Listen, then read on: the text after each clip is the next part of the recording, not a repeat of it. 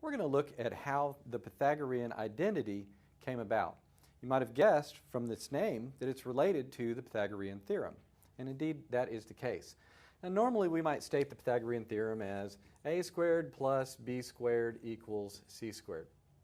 But since we're talking about trig functions, I'm going to put this as, instead of a, b, and c, we're going to label our sides as opposite, adjacent, and hypotenuse, which is of course how we define our trig functions.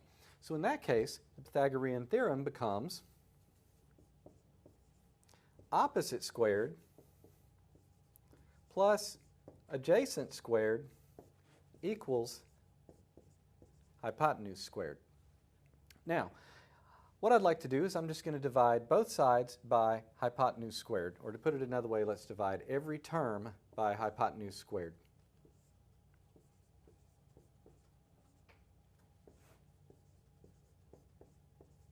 Okay?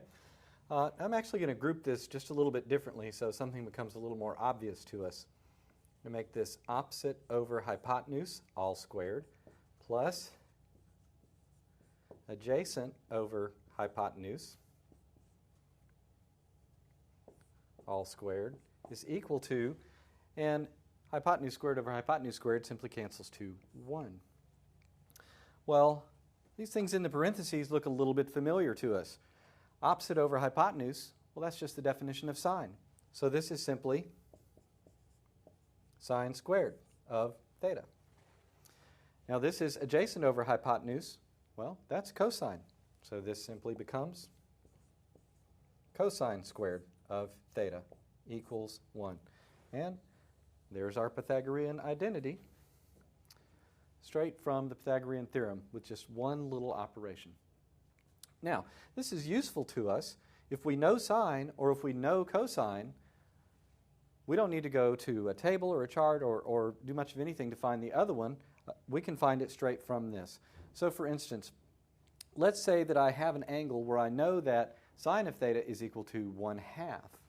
Well, I can find cosine of theta simply by substituting in 1/2 for sine of theta plus cosine squared of theta equals 1. I can square this and get 1/4 plus cosine squared of theta equals 1.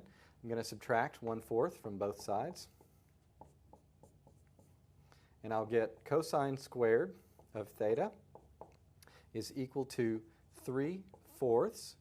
Now I'm going to take the square root of both sides, and I will get cosine of theta is equal to plus or minus the square root of 3, I can't do much with, but the square root of 4 is just 2. So plus or minus square root of 3 over 2. And this does take into account the fact that while sine's positive, depending on which quadrant we're in, cosine could be positive or negative. But hey, at least I have a value for cosine.